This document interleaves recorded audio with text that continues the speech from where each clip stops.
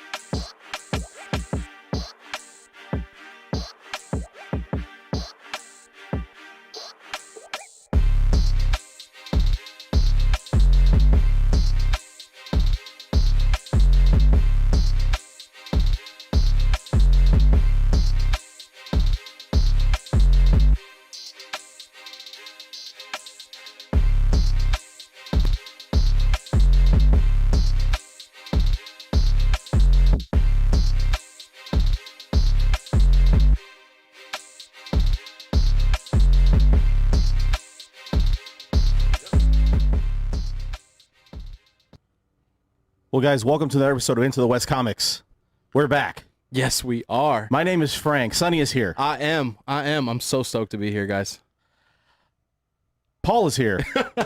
There he is. What it do, baby? How's everyone doing? Oh, yeah.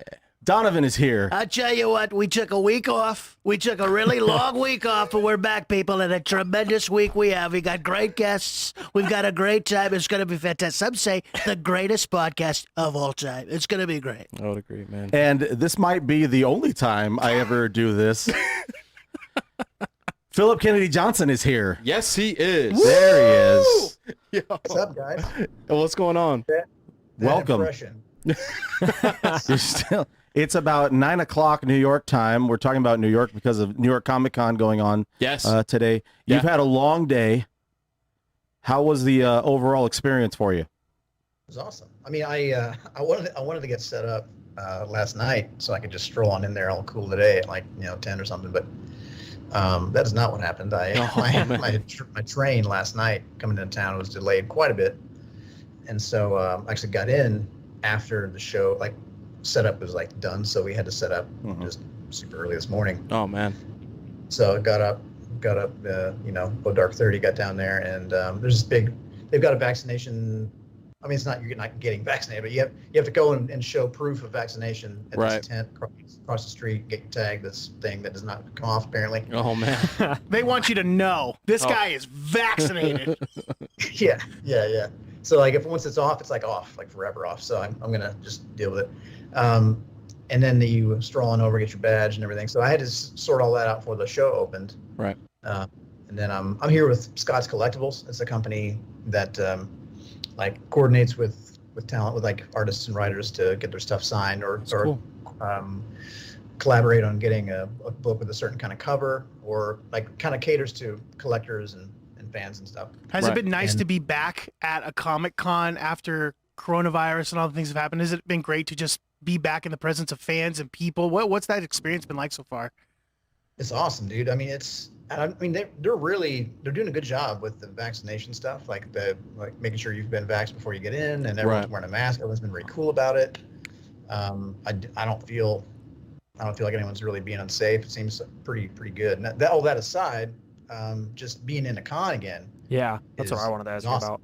Because I mean, sometimes I'll feel, maybe you guys had the same experience, and you see a photo of yourself and like other people's like crammed in tight, Yeah. and you look and you're like, oh, that's way too close. Right. I don't think I like that. Nah, for sure. Right. For sure. It feels weird to look back at the before times and see pictures of yourself just like crammed into a tight group of people. Right. Yeah. Because now that's kind of not done anymore. At least in my circles, it's not something that you do that much. Right.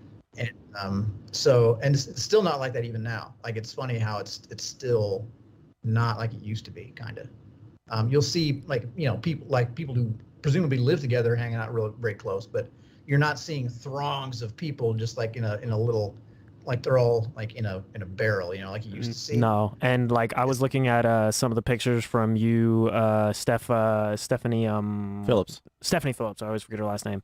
Stephanie Phillips, and I believe it was supposed to be Josh Williamson, right? You guys had a panel, and even just looking at the pictures from that you posted, it is much more, even with the crowd, it's much more spread out and a much more specific group of people in there. How was that, by the way? How did that panel go? Panel was great.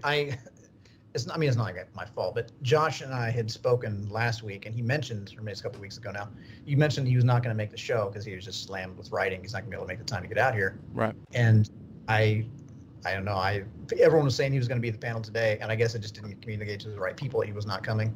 So everyone was like, "I'm sure he'll be here any minute."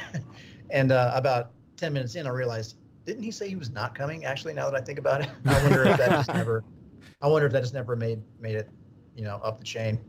So it ended up being just me and Stephanie Phillips, who writes Harley Quinn at DC, has written stuff for, I should know her stuff better than I do. She did something for Detective Comics. She did something for Batman Urban, whatever it's called. Urban Legends. Oh, Urban Legends, yeah. Nice. Yeah, she's there. She's doing a Wonder Woman series, I think, pretty soon. It's a limited series. Yeah, Sick. totally. She's doing a lot of really cool stuff at DC. So It was with that lineup with the two of us and Josh. It was supposed to be, clearly a pretty DC heavy panel, and we talked about DC stuff a lot. We had a moderator, and he was asking us a lot about how we busted into comics and how we fell in love with comics and when we started taking it really like a career kinda, and what it's like on certain characters. And a lot of fans asked a lot of really cool questions too. Asked about what would happen in this scenario. Kind of fun, just like nerd questions and all for sure. Stuff about what it's like working on certain characters, or what it's like, different aspects of being a part of that sandbox. Yeah. As far as how the convention felt for you to be back amongst crowds, this might be the larger convention of the two larger conventions, because we know that San Diego Con is going to be on Thanksgiving weekend. Yeah. And we don't know what it's going to be like attendance wise, when people can actually be around their families for the holidays, if they're actually going to be making the trip to be doing those conventions. Right.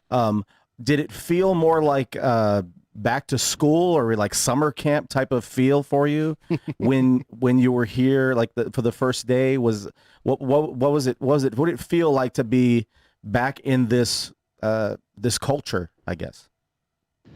I mean, in a way, it felt like it used to. I mean, it was cool. It was not. In this particular convention, I've never actually tabled in Artist Alley before at New York Comic Con. When I did New York Comic Con before, it was before I was in deep with DC, and I was mostly tabling with Boom Studios. So I would be cool. They had this big setup on the show floor, on the main exhibit floor, and I would be there like signing and selling my own books as part of the Boom crowd. And now that I'm down, people like my friends who were doing their own thing down Artist Alley would just incessantly bitch about how crowded it was down there, and how it was just insanely packed. Whenever I would go down there, it's just this slow flow of bodies that you're just you're in this wave that just slowly moves, and you just have no choice but to keep going. Man. Like, if you're trying to get across it, it's like this weird. It's like a river of people. Unbelievable. You kind of had this weird hunted animal feeling, like, oh my God, what if something falls? What's going on here? It was really weird. And now it's not like that at all. It's not nearly that crowded down there. There's still a healthy number of people, but it's not. Yeah, it's not scary. But it's just cool to be around fans again, like carrying around their swag and their for books, sure. Their prints to get signed, and all the stuff they're into. Like, it's just cool to see people walking around, seeing the creators that they connect with, and just talking about the books, aspiring up and comers, like getting people to look at their stuff. And it just feels, I mean, aside from the numbers being a little bit lower and everyone being a little more mindful of crowds and stuff, it feels just like it used to. That's good. Pretty awesome. That's awesome. That's Yay. really cool. So where you can feel a little bit more back to normal. Yeah, dude. You know? Yeah, the exhibit floor though, which I've just barely seen, but if you look up in there, it looks like a time warp, because it's not. Wow. If you go to New York Comic Con a couple years ago, it's these not quite to the level of San Diego, but nearly. You would see this gigantic Nintendo booth, and you walk down 100 yards, like the Marvel booth, and it's huge. It's like Tony Stark's lab with all these things, and all the Iron Man armors are in it. And there's there's some celebrity talking with the celebrant, whatever, like somebody whose whole job is just to shout about shit. then next to them it's like Chevy or whatever. There'd be like some not even a Right. not even a, there'd be like literally a car company with like a show floor with like just some new car that has a. That is Iron Man. amazing. Throughout the years, how cons have not just turned into like a comic place where comic people go, Oh, but it's no. really turned into a marketing tool Oh, for a for lot sure. of big companies. 100%. How does that feel when you see something like? How does that feel? I mean, that's all I've ever known. Like you talk to some of the old, like the old guard who've been going to San Diego since like, the 80s or whatever. Right. And they all kind of bemoan the fate of San Diego Comic-Con and how Of course. and how it used to be this really cool, beautiful thing, and now it's kind of been taken over by all the other industries. But that's all I've ever known. It's always Okay. San Diego and New York. I kind of put in the same category, where it's just this. You've kind of got to go if you're in the industry. You've kind of got to go for the simple reason that everyone else is there. Yeah. Too. Right. Right. Just, to meet everyone and to just be part of that scene, or if you're a fan, just to be part of the sheer spectacle of it. Yeah. See all the crazy cosplay and meet all the people that you see online all the time or in the movies. Stand in line for Hall H and like wait all night for whatever your favorite thing is. Now, but what I was saying though about the exhibit floor now is it's not anything like that. DC's not here. Marvel's not here. IDW's not here. Dark Horse. Wow. Boom. I think the biggest publisher here is Aftershock. And there's also, and Scout Comics is here, I believe, or at least somebody is here from Scout. Like pretty small press stuff. I mean, Aftershock's not small press. Aftershock's legit. Yeah. Yeah. Yeah, for sure. Like there's, but it's not nearly the presence of publishers you used to see. And there's none of that other stuff, like with, TV and gaming and just other random stuff like car companies or whatever. There's like encroaching on it, or the Amazon booth. That stuff's not really around. So now it looks like an old comic convention. That's cool. Where That's there's- fun. You walk around and go through like long boxes and stuff, which is actually kind of awesome. Yeah, Yeah. that is super cool. That's Yeah, super cool. It's pretty cool. Everyone's kind of coming downstairs talking about it in RSLA, like this is actually really great as far as the kind of stuff that you see. You don't feel swept up in the in the commercial aspect of it Right. so much. So we got some people in the chat asking about Aftershock, and we could explain it, but why not? We have you here, so we want to tell some of the chat like who may not be familiar with Aftershock, and I'm pretty sure you've done some stuff with Aftershock. Tell them about them and what they have to offer and stuff like that. Yeah, Aftershock's a great company, man. They're a publisher that kind of. So I knew. Let's see, how do I explain who those guys are? So there are these twin brothers named Jim and Joe Pruitt, who were very involved in Image Comics back in the day. Oh, cool. And like in Caliber, there's like the sub imprint of Image called Caliber, and those guys were a big part of that. One of my first comic I ever actually bought at a comic convention was at Baltimore Con from one of the Pruitts. I have no idea which one it was because they're twins. But one of them, Joe Pruitt, is Joe and Jim. Jim is one of the heavies at Scout, and Joe is one of the co-founders of Aftershock. Very cool. So when I was first just barely trying to bust into comics, I pitched something to Mike Martz, who was at the time the editor on the Gotham group. He was like the group editor on the Gotham group at DC. He's in charge of all the Batman stuff. Then when DC moved to Burbank, he went back to Marvel, where he'd been previously, and became the X Group editor. And at some point, he just got out of the big two and was like, "I'm going to co-found this new publishing company."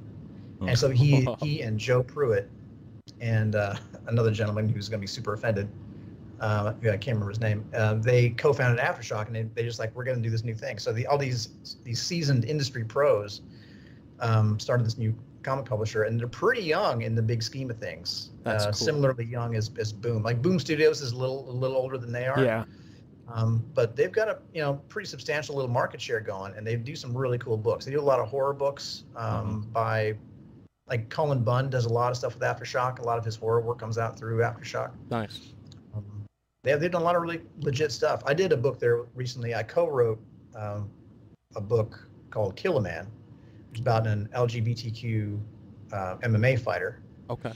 And there's some risky stuff in there. Of course. And Yeah. They didn't shy back from it at all. They were ready to do it. Let's do it. And- Their It's cool. literal slogan is "Read dangerously." Yeah, and And that's Oh, sorry, go ahead. Go ahead, dude. So, and that's the thing that we love about studios like Aftershock and Boom Studios. They give an opportunity for people to tell stories that Marvel and DC might be a little bit hesitant to tell. For sure. And like we have guys like Shobo Coker, who's got some new stuff coming out in a couple months from Boom, and they're not afraid to take risks. And I think that's a great way to put it. And kind of talking about like stuff we like seeing and want to see. Is there any panels that you're going to be a part of that you're excited for, or any panels that you're not going to be a part of that you're going to go see, or anything you want to talk to, any creators you haven't? Sadly, the 2 panels I was on have already happened. I was on the DC panel today with Stephanie Phillips. There was another one after that about pitching to publishers. Cool. That I was part of. That was led by Andy Schmidt. Andy Schmidt is a guy who runs a site called Comics Experience. It's basically like an online school for making comics. Wonderful. You can there's a workshop you can get in there with a bunch of other people like yourself and just kind of work on each other's stuff. That's super there's cool. There are classes you can take and all that. He's Yeah, great. that's He awesome. knows so much about comics. He was an editor at Marvel years ago, and then IDW also, and is a writer himself. He wrote that Crime Syndicate mini that DC recently did. Mhm. Oh, okay. Nice. So he's very well versed in how he also runs the Comics Experience also started a new publishing arm, so now they're making their own books, and he also has a printing company that prints a lot of comics. Okay. That helps. Nice. No, for sure. He just has he just knows so much about how comics are made. It's pretty nuts. Anyway, so he asked me, he and I are friends now. I was in Comics Experience years ago, and he asked me to go on this panel with him about pitching, because that's always what they want to talk about. Yeah. Like whenever you do a class, you talk about craft, you talk about, your influences or all these nuanced stuff. Now there's like, how do you pitch though? Like, how do you get in front of editors? How do you get in front of publishers? They have all these questions about it. It's always what they want to know. So this panel was very informative, I think, and a lot of people attended, and it seemed like it went over pretty well. That's awesome. As far That's as very other cool. stuff I Yeah, wanna that's see, really cool. There was one that happened today that I would have loved to have seen, but conflicted with one of mine. There was a dedication to John Paul Leon that I would have liked to have gone to. He's a great artist who died this year, and that would have been really awesome to see. But sadly, I was not able to go. I need to go through my schedule's kind of crazy with meetings and stuff this coming few days. But I need to go through and see what the panels are, because I remember there being some really cool ones. Very nice.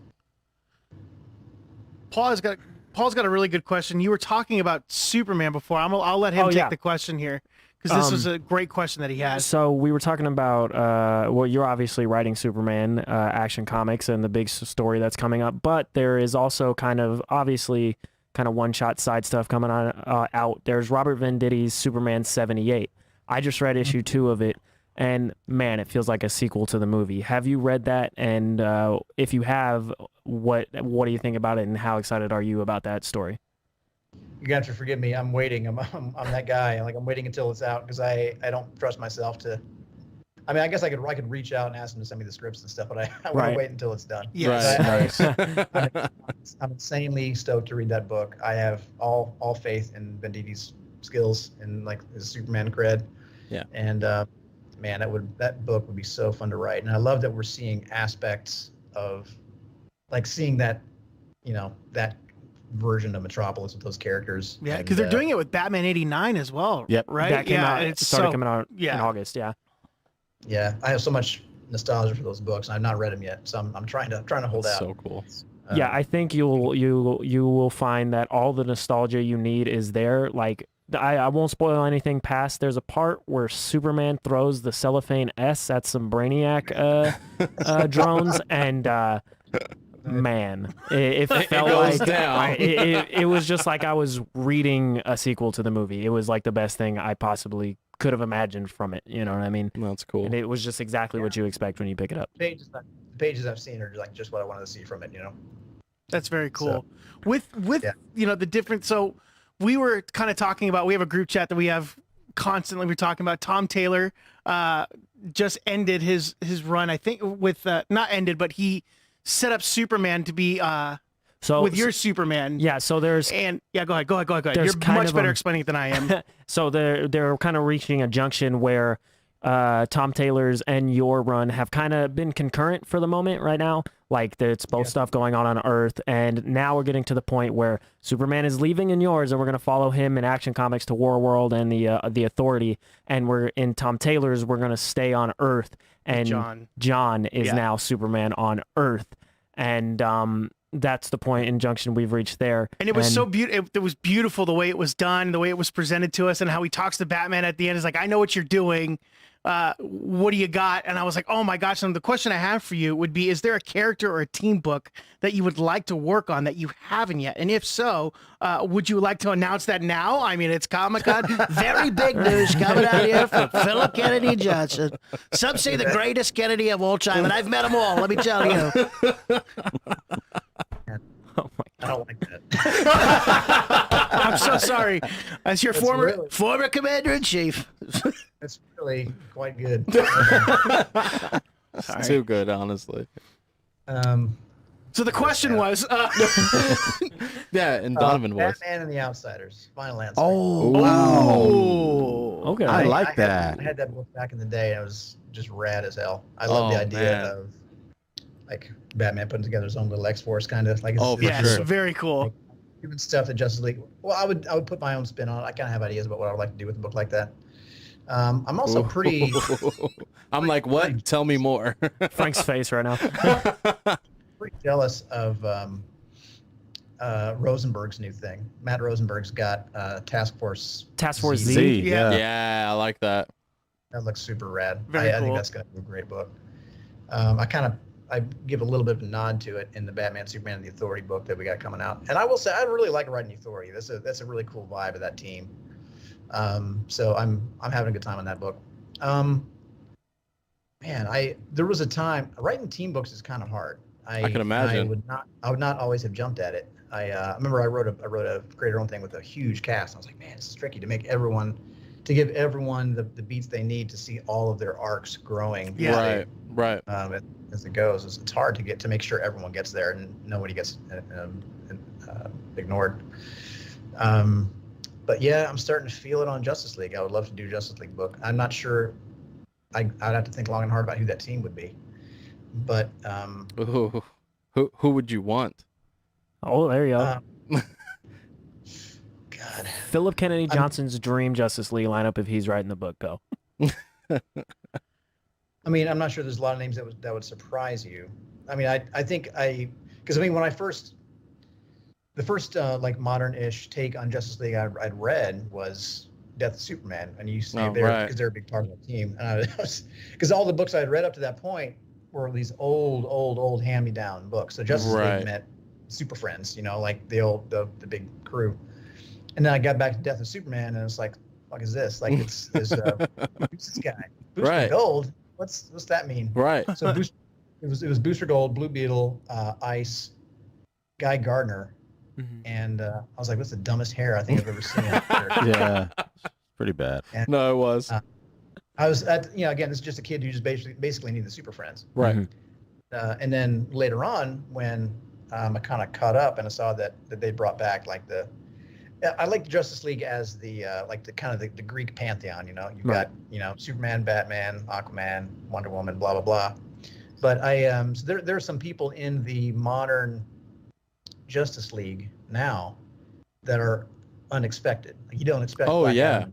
You don't expect Black Canary. You don't expect. Well, I mean, Black Canary kind of. Hawk Girl. Like it's not like nobody belongs to. It's not like anybody doesn't hold up to it. Right. But it does kind of pique my curiosity. Like, who else could I get away with? Like, who else could we put in there? Mm-hmm. Yeah, I don't know. Let me come back to that. Okay. Sounds good. I would always think that you would do really well with all the cosmic stuff that we've been seeing with Superman. I think a Hal Jordan like Green Lantern type of thing would be really cool, or maybe that pairing of like they're acting as like police now with Simon Baz and Jessica Cruz. I mean, I think that would be really fun. I don't know. I like the Lanterns. Bias. We're here. Let's talk about dream books. Okay. I've read every word Hellblazer has spoken on a comic, I think. Okay. I would love to, but Constantine does not really belong on a team per se. I would like to see him in the context of other characters, but not exactly as a member of a team. I don't know. I agree. But I would like to do a Red Hood heist book. Ooh. Oh, that'd be cool. I like to see Red Hood. I like Red Hood when he's kind of a bad guy. Me too. Where he's Me too. You know, when he first showed up again, and he's just He doesn't play by the rules. like mowing dudes down, and Same. being like this foil to Batman, like kind of his equal. But Right. he's like, why don't you just, you know, that age old question, like, why doesn't Batman kill all the Yeah. bad guys? Why don't you just go there? Red Hood's like this. Yeah. I like that. I like the idea of him kind I like of that too. bringing a crew together to almost like a Red Hood versus Justice League kind of book. Mm. That I would think be that'd be really interesting. fun. And then like you see the Suicide Squad maybe fight them as well, and maybe they wipe out the Suicide Squad. Oh, and, like, easy. Right. Now you just got me thinking creatively. Now I want to go home and write concepts for books and Yeah. No, I'm that thinking sounds awesome. like a Suicide Squad versus Justice League kind of thing, but not Oof. Suicide Squad. I want to see a team that Red For Hood sure. So, yeah, something that can go head to head with them would be awesome. a specific mission. You know, Mm. the book that I think about doing the most often that is kind of coming together in my head is this book about the ventriloquist Okay. Oh, called Dummy. Ooh. And it's about him more than Scarface, but it's basically about like the birth of Scarface essentially. oh my How he's gosh. just this guy who makes Take my money. dolls. He makes them for the purpose of like being their dom or whatever, like their kind of overlord that controls them Mhm. and is kind of not, I don't know, he's just super controlling and kind of creepy and scary, and like the course. way you see certain people control others in their lives, but he doesn't understand that they're not real. Hmm. And Oh, eventually that vibe. see him he starts to eventually he kills one and doesn't realize it. He feels like super terrible about it and is like afraid somebody's going to find out that he killed his doll, and not understanding that it's just a piece of wood. yeah. The psychology of that would be super it interesting. would And then be a how did different he vibe at land all. on Scarface being the predominant doll that he chose to be with and found that would be through pretty that? That would be crazy. very cool. Yeah, It'd that be kind of almost like kind of a had something Joker, to do with what like I a was Joker film kind of take. Yeah, on totally. Totally. ventriloquist. See him like this crazy person become like finally take the leap and actually killing someone, but it's not him doing it. It's Scarface, and I would really like to see like the yeah, that's a book I want to do. Well, Somebody you like have Jog on the certainly Ark. Can you imagine captified if our that was chat with that one. Yeah, no, everybody's like, oh, okay, sign me up. And that kind of had something to do with what I was going to ask, because I know you're an Alien fan, and everybody here is. And like the sci-fi and the horror like route of going things, like clearly we know that's what you want to do. Is there any other project or any other big franchise that you would like to see or even do yourself to be a part of, kind of in that category? Big franchise. Yeah, you know, I want to do Justice League Dark. Yeah. And I know I just said I don't want to do Constantine in the team. Yeah. But It's got to yeah, be I in wanna do there a for book- sure. I want to see a book with Constantine, Deadman, Swamp Thing, Ooh. Spectre, like all the hits. I want to see those guys work together. That's I want cool. to see, but not. I know using Constantine has got to be this super. It's kind of OP, comes in like, you know, almost like a wild card in every single mix. Yeah, like somehow he's like manipulating the others. He's Yeah, conning for the sure. others somehow. For sure. And Deadman's a big mix in it. I want to do Justice League Dark book. I'm calling it right now. Oh, I'm gonna make that happen. I think that's not far-fetched at all. That'd be really sweet. That'd be So awesome. if Phillip Kennedy Johnson ends up writing Justice League Dark, you heard it here first. Facts only. I've not talked about this to anyone else really, and I have a Batman story I really want to do. Oh, okay. The thing I have in mind is kind of a black label sort of thing. Like I want to see, I kind of want to do my long Halloween. You know, I've got a. You don't see him as a detective that much. I Right. mean, he's their detective-y element sometimes, but I want to see a legit detective noir story with Batman Yes. in Gotham. Okay. I'm in. Yeah, I think that the whole premise for Long Halloween, not to say it's not without its faults, but like the premise of having this year-long mystery play out using Mhm. all these characters and like just, oh god, I just love that book. Oh, man. Things about it. There's things about it that I love. And that I Oh, wanna easy, for sure. Apply to this. I have another story in mind for him, like a murder mystery with those, you know, colorful kind of characters, just darker than you typically see. I'm like, yep. Okay. Uh-huh. And go ahead. We're interested. Yeah, and So there's good. the big part of Batman that you don't. The things I want to explore the most in the Batman story Mhm. are Gotham itself. It's cool that I love that there's a map of Gotham that you can go online and just find and it's there. And I've looked that thing over probably more than most people. And And I want to flesh it out. I want to make it real. That was one of the coolest things. There was this great story called The Gates of Gotham that was really cool. And it talked about the history and the architecture of Gotham. And it was rad as shit.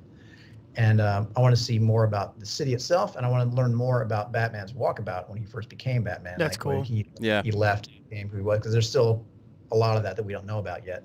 Yeah. And I would love to introduce a new character through that walkabout and get into the nitty gritty of Gotham and make it feel like a real place. You know, like what we're doing with World now. And there's already a lot of people have contributed a lot to Gotham. It's not like Gotham is underserved. No, for Right. sure.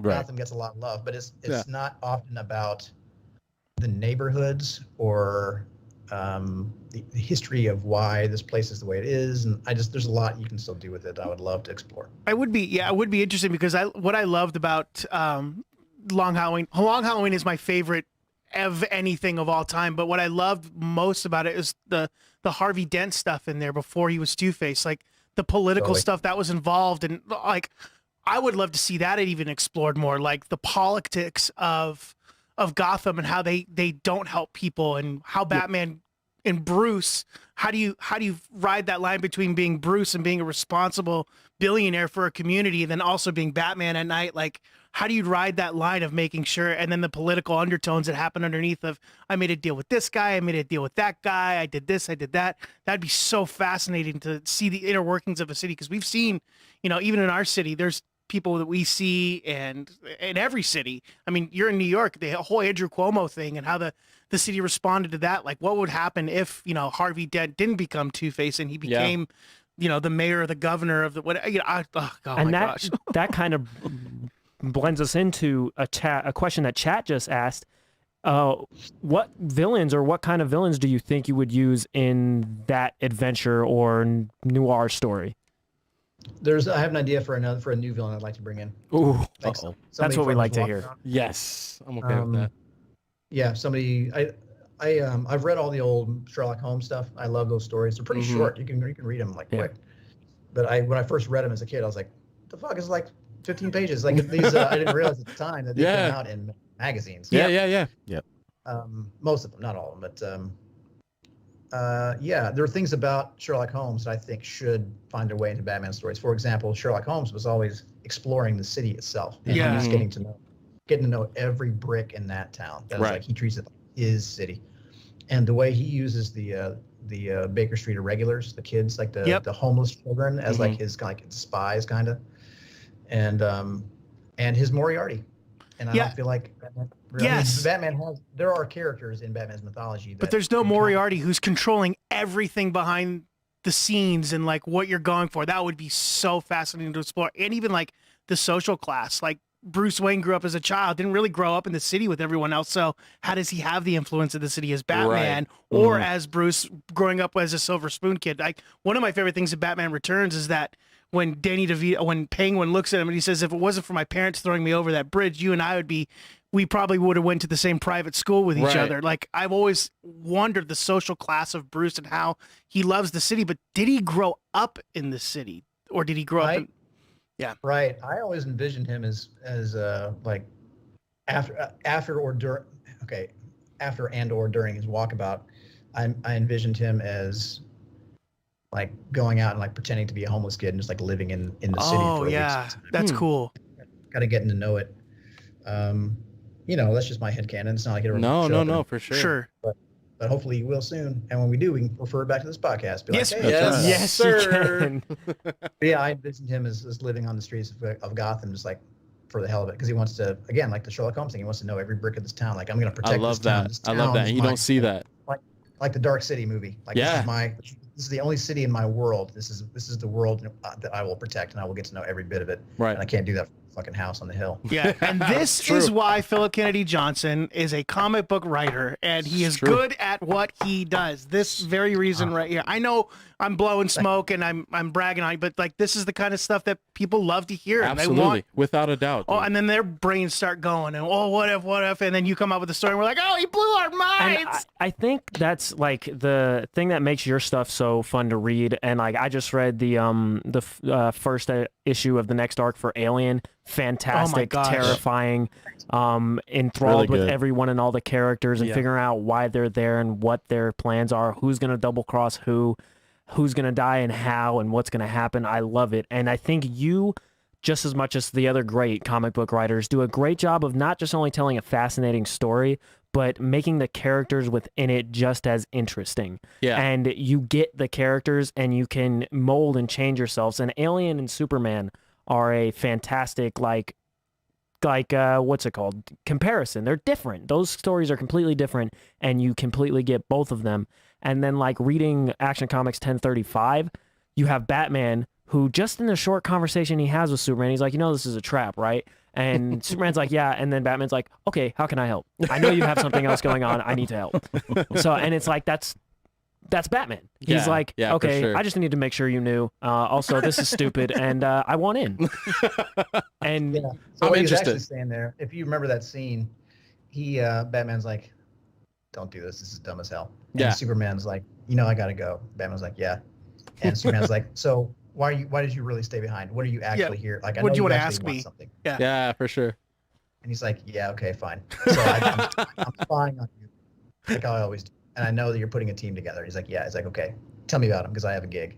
Ah, it's Like, the he's, best, dude. He knows that Superman has a team. Like, what he's really saying is, look, you've got a team. They need a test run anyway. I've got a gig that needs to get done. I Yes. can't ask Justice to do it. So, Ah, who you got? yes, dude. and In the Batman, Superman, the Authority book comes out in November is when he finds out who these people are. It's like, Ah, this is your team. Like, we gotta I'm use so these guys? stoked for that, dude. Yeah, dude. And that book is going to be dope as hell because did I tell you? I think I told you last time that there's 2 artists on it. I say that yes, before? Yeah. Trevor Harrison and Ben Stapleton. Yep, Temple Smith. Temple Smith. Yeah, completely different artists, and I love how it turned out. At the time, it was not done as far as all the colors and everything. Now Right. it is. Man, that turned out beautifully, and it's something that you don't often see in a comic. You don't usually see two. I mean, it's you saw it in oh my God, Strange Tales, like the Adam Strange stuff. Oh. With Doc Shaner and Mitch. Yeah, you were talking about that last time. Yeah, I really like. Strange Adventures. Yes, excuse me. Yeah. That's what I mean. Yes. I know what you meant. I love that. I love when that works out. And this is like on that level. Like they're so different, but we really play up the contrast, and everyone just, oh God, it's so fun. So cool. So yeah, you're gonna dig it.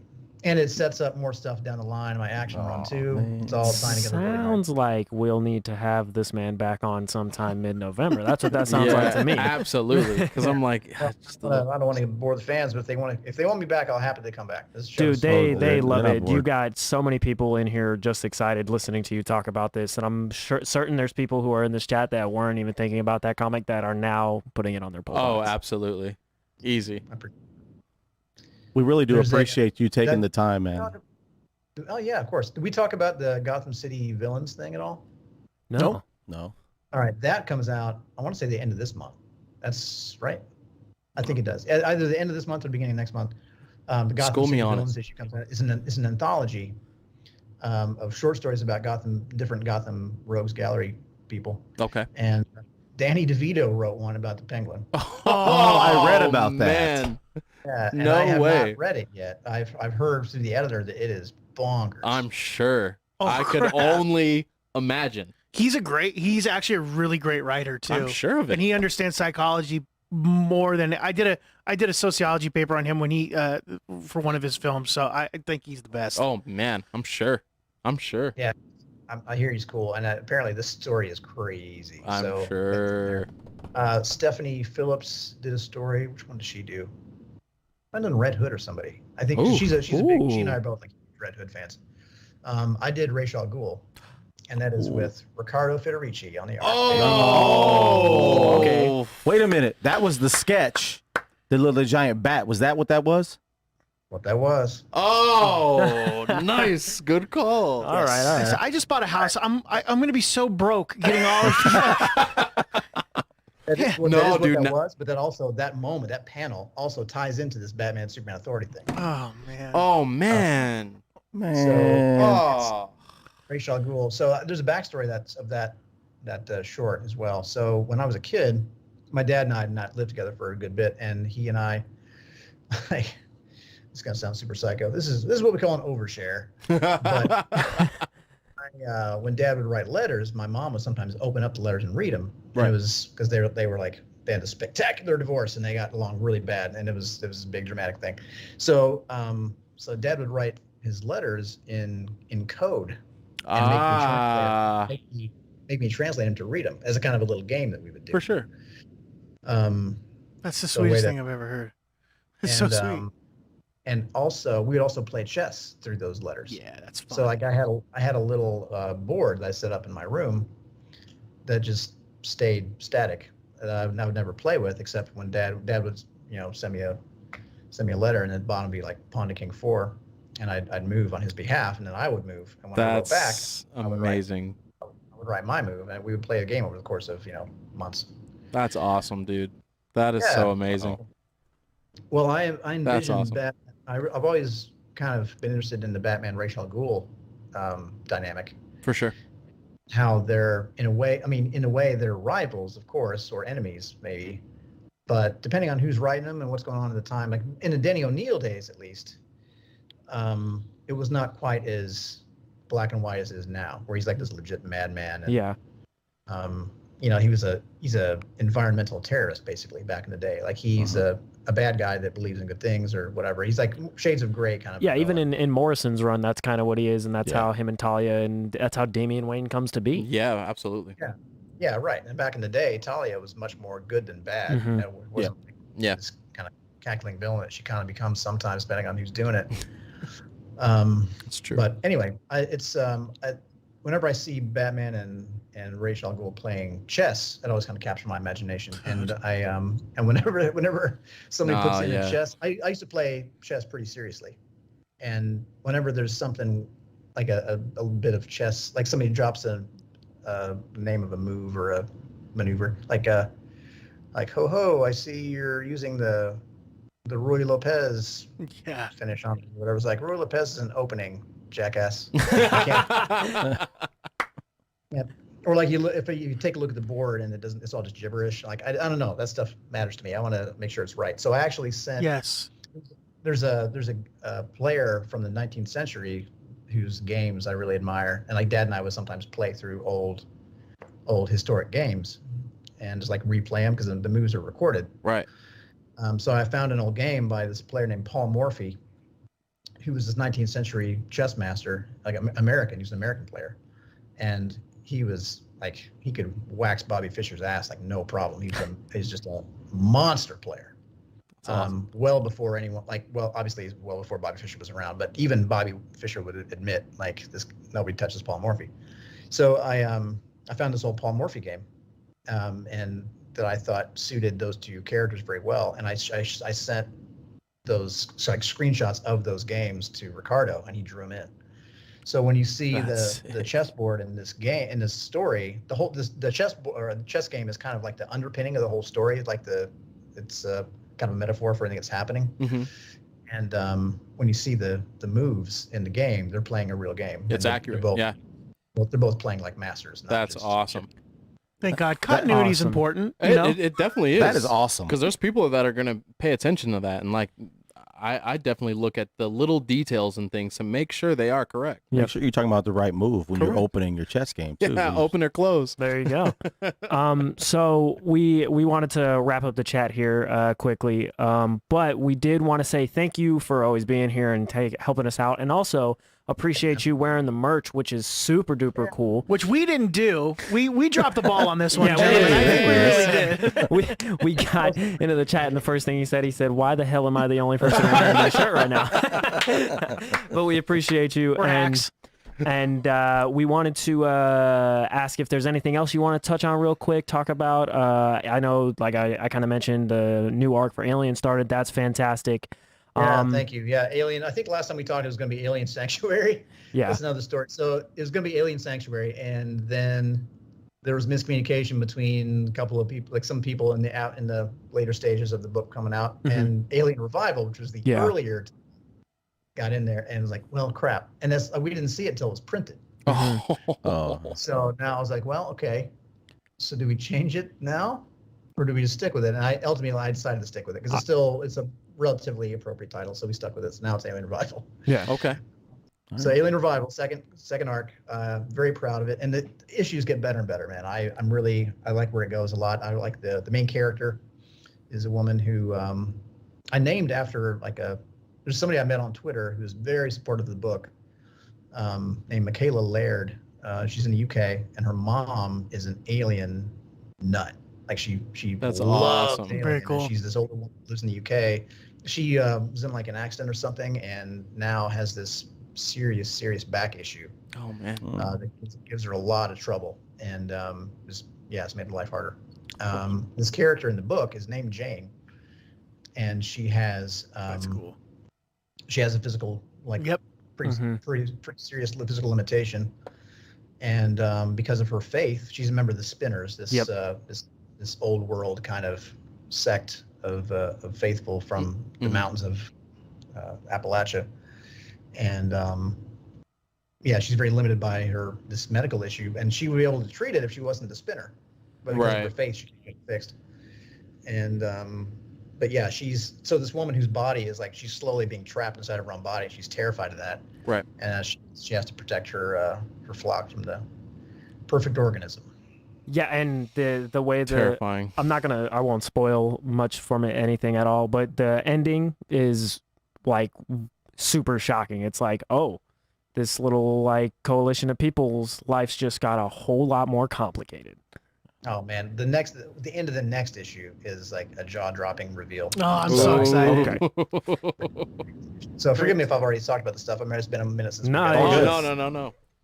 But yeah, I'm really like the next few issues get crazy as hell. And then, see, number 8 is the one that has a crazy reveal, and then I think 9 or 10, I reveal a new xenomorph, and it's so damn. Oh, I saw you gross. tweeting about that, and I was like, okay, well, I mean, get me more excited. Why Yeah, don't I'm you? like, game over, dude. That's upsetting. Looking forward to it. I love I that. sent the photo ref because there's a very specific pose I wanted in the reveal. book. I sent some photo ref, and the editor was like, "Oh my god, where did you find this photo?" I'll wanna send see you it. guys when this is over. I'll send the photo. Perfect. Okay. All right. Oh, nice. Very cool. We Let's see appreciate you what taking the this- time, man. This is awesome. Real quick, I got a story coming out this month also in Red Sonja, Black, White, and Red. Ooh, Red And that's Sonja backlight. Steve Beach on the art. It's a guy that did it. If you check out my website, phillipkennedyjohnson.com, there's a web comic on there called Lost Boys of the U-Boat Bremen. Okay. And there's this guy did the art named Steve Beach. He's a horror savant. Sick. That's my And style, man. I love that. He's right out of the tradition of like Bernie Wrights and Wally Wood, those guys. Okay. Those like full-on illustrator kind of comic artists. Yeah. And he has drawn the most badass Red Sonja you will ever see. Full stop. Very cool. I'm excited to see it. Excited Yeah, to man. see it. It's That's good to awesome. see you guys again. Hey, it's really good seeing Absolutely. you, man. Oh man. you know you've had a long day. Yeah, man. It's always a pleasure. Thanks for taking the time out to talk to us a little bit. Yeah, of course. I'll send you that gross photo. Appreciate Thank it. you. Get some rest, man. We'll talk to you Yeah, soon. hey, thanks for the chat.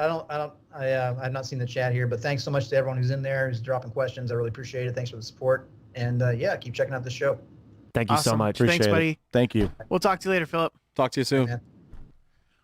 What a great interview. That was fantastic. We got people like my mom in the chat that said she doesn't know what he's talking about. Just she can't stop watching. She's like, it's so cool. This guy just is so much interesting things to say and stories to tell. Oh man, even the little Easter eggs and the little like previews. That's the stuff we live for over here, It's man. a long day for him, but that's awesome that he. Yeah. Yep. Thanks That's again, right. bro. Good time out. We It's very appreciate you cool. coming out here. I got jealous because every time I go to a hotel room, like when I used to do stand up and go to a hotel, especially like in Houston, I used to take the AC and just crank it to like super low, so I could hear the fan going off, and I'm like, oh, I'm so Yeah, jealous it how was- cool it feels. I'd do the same thing when I would go out to wrestling tournaments. We Yeah. would just turn it all the way down. Yeah. It was so nice. He's like in a wind tunnel. That noise just. What is Yeah, that? you're like, this is great. I'm freezing cold, but I'm yet warm inside. I don't get it. We're He's the talking man. about hotels. If you're just joining us, hotels.com. Not a sponsor, but hotels.com. Anyways, Guys, that was cool. was Listen, fun. we That's have my new nickname, anyways. Because when I get to Any- talking, you guys look at each other and go, hotels.com. anyways. Anyways, See? you got to keep it. You got to keep it online, man. Come on. We had a finale of sorts earlier this week. Yeah. The what if finale. I wanted to go around real quick while we have a few minutes. We're going to go over and talk about this finale. What did you guys think of the finale, and what did you think of the season overall? We were expecting it to connect some dots, Sonny, and it seems like we got some answers. It will. And I think Paul wasn't too excited about some of the episodes, and it did take a little bit for me to get into it, but I think the last two, we heard that there's going to be some live action Marvel zombies getting into things. We heard that there's going to be something involving Doctor Strange that we might get into with the next project. We can see what's going on here if you've seen the finale, if anybody's seen the finale. Yeah. It did a lot for me. I liked it, dude. I liked it a lot. I very much enjoyed the last two episodes. Right. Excuse me. They were fun. They were they were what I wanted the other episodes to be. I wish. Okay. I think we kind of talked about it. I wish they had leaned into the crossover more or not done it. Yeah. From episode to episode. I wish it was all anthology. Yeah. I wish there was more little ties like we saw.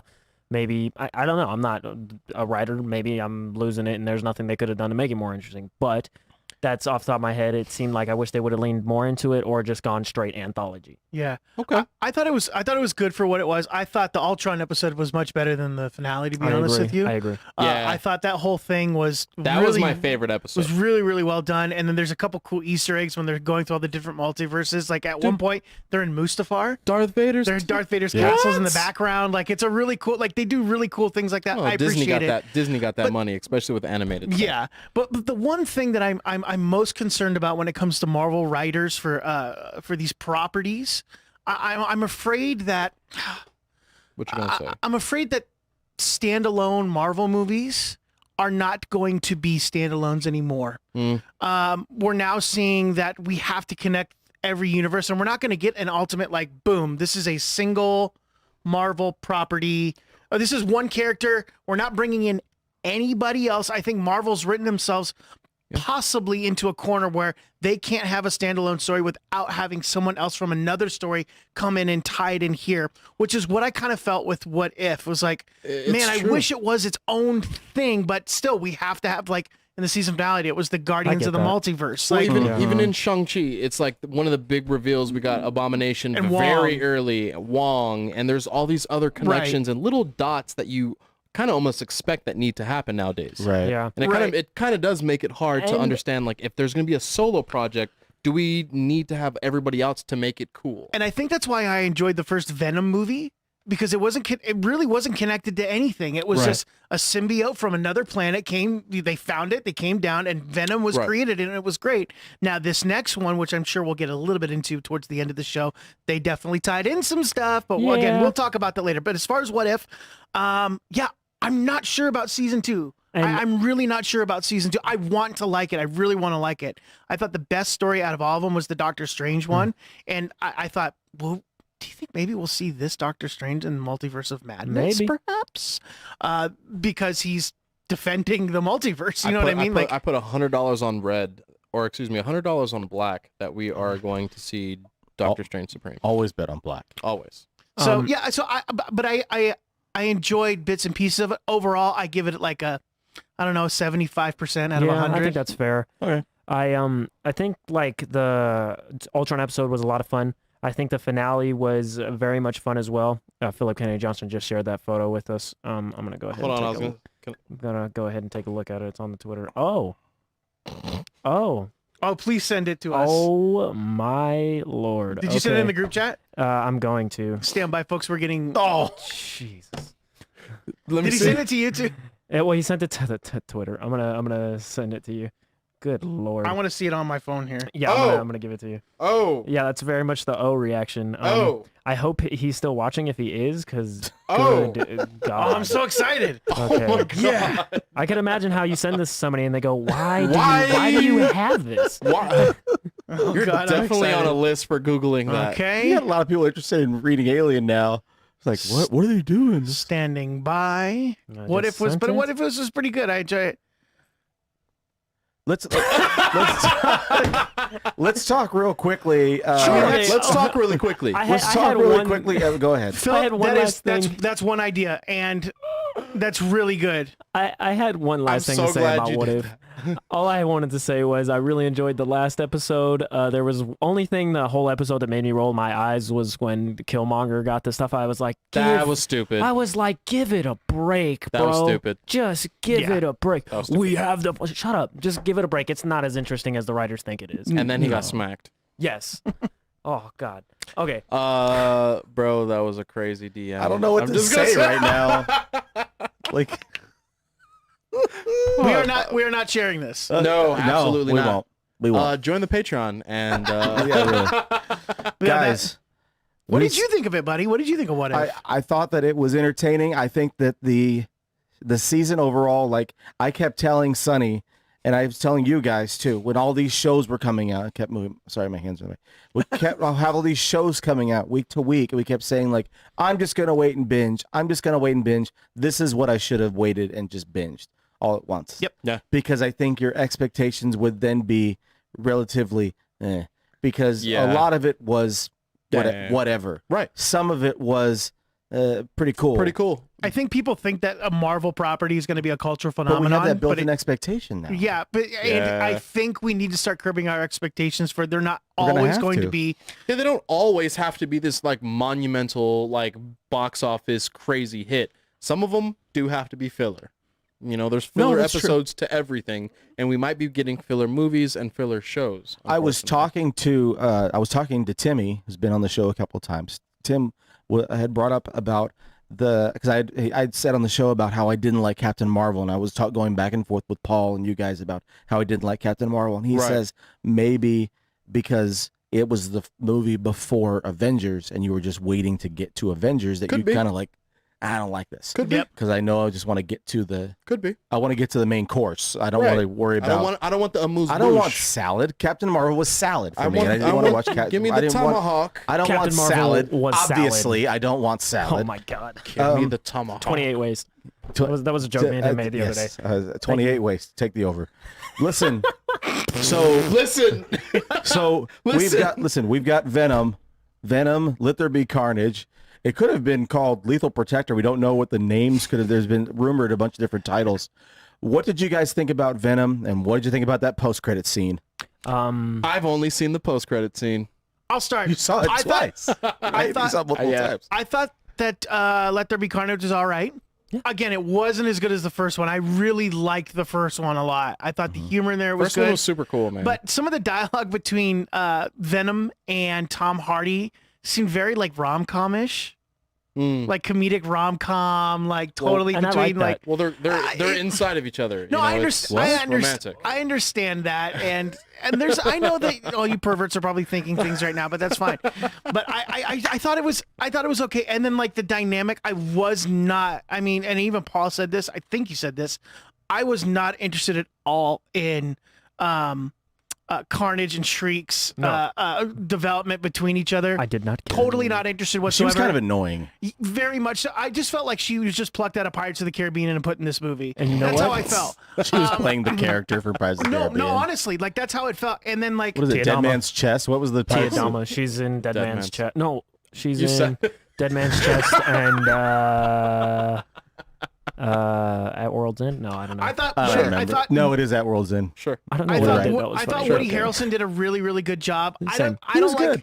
I don't like some of the choices they made as far as like trying to make it like the dude from Cape Fear, because there was the same car used in Cape Fear, the same shirt that he I feel wears like in there's Cape like Fear, a really the same. niche. It was the same people that would accent know that that one. he used in Cape Fear, that sort of southern drawl, Fear's and I was like, this doesn't feel like. By the dude from Cape Fear, Cassidy.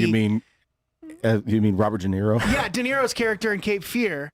Like it just didn't. Hey, his come name? out, where you are. Like it just didn't feel. Can I put my arm around you? Yeah, I just didn't feel like it was Woody You Harrelson's saw character. Cape Fear?